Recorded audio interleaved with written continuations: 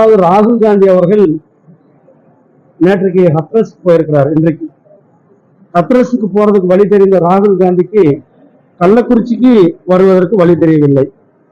கிட்டத்தட்ட 70க்கும் மேற்பட்டவர்கள் இந்த தமிழ்நாட்டில் கள்ளக்குறிச்சியில, அதிலும் பட்டியலின மக்களும் இந்த உயிரிழந்திருக்கிறார்கள்.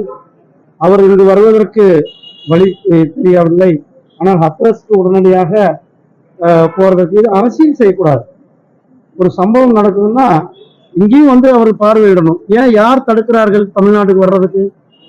தமிழ்நாட்டில் கள்ளக்குறிச்சியில் வந்து மக்களை சந்தித்து ஆறுதல் கூறுவதற்கு ராகுல் காந்திக்கோ மல்லிகார்ஜுன கார்கேக்கோ அல்லது முதலமைச்சர் ஸ்டாலினுக்கோ இன்றைக்கு வரலும் வழி தெரியாமல் இருக்கிறது.